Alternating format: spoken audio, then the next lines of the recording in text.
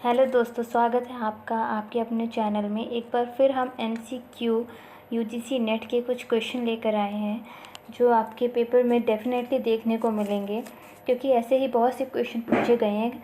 तो चलिए हम बिना समय गंवाए अपने क्वेश्चन शुरू करते हैं। होपफुली आपको पसंद आएंगे। लाइक एंड सब्सक्राइब करना ना भूलें ऐसे ही तमाम क्वेश्चंस के लिए। Let's start. निम्नलिखित में से कौन सा से ज्ञान क्षेत्र शारीरिक कौशल से संबंधित है? फर्स्ट, संज्ञानात्मक ज्ञान क्षेत्र। सेकंड, भावात्मक ज्ञान क्षेत्र। देन थर्ड, मनोसंचालित ज्ञान क्षेत्र। फोर्थ, इनमें से कोई नहीं।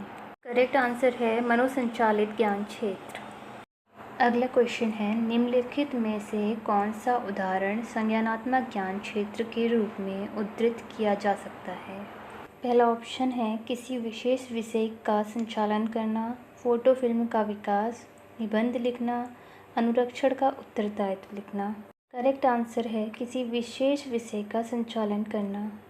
निम्नलिखित में से किसको शिक्षण के संदर्भ में मनोसंचालित के उदाहरण के रूप में लिया जा सकता है? पहला, पर्यावरण प्रदूषण के लिए जागरूकता को दर्शाना। दूसरा, प्रयोग करना। तीसरा, 2 प्रयोगों के परिणामों का लेखा करना। चौथा, एक कहानी का वर्णन करना। इसका सही आंसर है प्रयोग करना। निम्नलिखित कथनों में से कौन सा कथन असत्य है? पहला, शिक्षा और शिक्षण एक ही अवधारणा है। दूसरा, शिक्षा और शिक्षण में अंतर है। तीसरा, शिक्षा, शिक्षण, प्रशिक्षण और अनुसंधान की तुलना में एक व्यापक शब्द है। चौथा, उपरोक्त सभी सही हैं। करेक्ट आंसर है ए, शिक्षा और शिक्षण एक ही अवधारणा है। अगला क्वेश्चन है, निम्नलिखित में से कौन सा शिक्षण के क्षेत्र में विशेषज्ञ को दर्शाता है? पहला ऑप्शन है अवधारणाओं का ज्ञान। दूसरा, शिक्षण कौशल। तीसरा, निर्णय लेने का कौशल। चौथा, उपरोक्त सभी। इसका करेक्ट आंसर है उपरोक्त सभी। अगला क्वेश्चन है, निम्नलिखित में से किस प्रकार का व्यक्तित्व शिक्षण के दृष्टिकोण से सबसे अधिक अनुपयुक्त है? पहला ऑप्शन है जो एक कठोर अनुशासक है, जो अपने विषय को अच्छी तरह से जानता है। तीसरा, जिसकी शिक्षण में कोई अभिरुचि नहीं है। चौथा, जो नैतिक मूल्यों को सिखाता है। इसका करेक्ट आंसर है जिसकी शिक्षण में कोई अभिरुचि नहीं है। चलिए देखते हैं अपना अगला प्रश्न। तो यह है, निम्नलिखित में से कौन से अध्यापन के सिद्धांत हैं? पहला, मनोवैज्ञानिक से तार्किक की ओर। दूसरा, विश्लेषण से संश्लेषण की ओर। तीसरा, मूर्त से अमूर्त की ओर। चौथा, प्रकृति का पालन करना। तो अब आपको क्या लगता है कौन सा सही है? यहाँ पे नीचे ऑप्शन दिए हुए हैं। ए में है first, second and third. B में है first, second and fourth. C में फर्स्ट, थर्ड एंड फोर्थ। तो इसका करेक्ट आंसर है उपरोक्त सभी। ये सारे ही उपयोगी हैं। अगला प्रश्न है, निम्नलिखित में से कौन सा से विकल्प विश्लेषण के अर्थ को दर्शाते हैं?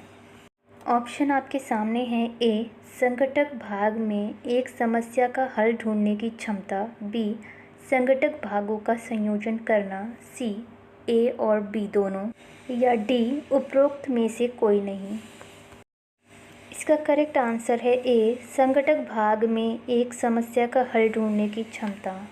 अगला प्रश्न है, निम्नलिखित में से कौन सा शब्द कक्षा शिक्षण में विषय वस्तु को सरल ढंग से प्रस्तुत करने के नियम के लिए प्रयुक्त किया जाता है? ऑप्शन ए, शिक्षण विधि। बी, शिक्षण सिद्धांत। सी, शिक्षण तकनीक। डी, शिक्षण रणनीति। तो इसका करेक्ट आंसर है शिक्षण सिद्धांत। अगला प्रश्न है, शिक्षक द्वारा शिक्षण को अधिक प्रभावी बनाने के लिए कम विद्यार्थी वाली कक्षा में निम्नलिखित में से कौन सा विकल्प प्रयोग में लाना चाहिए? ऑप्शन ए, अधिगम संबंधित समस्याओं की पहचान करना। बी, छात्रों पर व्यक्तिगत ध्यान देना। सी, अनुदेशन को छात्रों के बीच की विभिन्नताओं को ध्यान में रखकर बनाना। डी, उपरोक्त सभी। तो इसका करेक्ट आंसर है उपरोक्त सभी। अगला प्रश्न है, निम्नलिखित में से कौन सा कथन प्रभावी शिक्षण के संदर्भ में सही है? ए, कक्षा में अनुशासन बनाए रखना। बी, शिक्षकों की निष्कपटता। सी, शिक्षकों द्वारा छात्रों को समझना व सीखना। डी, शिक्षक की शिक्षण में अभिरुचि। करेक्ट आंसर है शिक्षकों द्वारा छात्रों को समझना व सीखना। तो अगला क्वेश्चन देखते हैं। यह किसने कहा है? शिक्षा मानव निर्माण है जो चरित्र निर्मित करती है, मन की शक्ति बढ़ाती है, ज्ञान का विस्तार करती है और जिससे आदमी अपने पैरों पर खड़ा हो सकता है। Option A, Swami Vivekananda. B, Guru Rabindranath Tagore. C, Swami Dayanand Saraswati.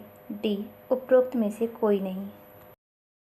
So the correct answer is A, Swami Vivekananda. So guys, आज के लिए बस इतना ही। फिर से लेकर आएंगे कुछ इसी तरीके के क्वेश्चन जो आपके लिए बहुत ही हेल्पफुल होंगे आने वाले एग्ज़ाम के लिए।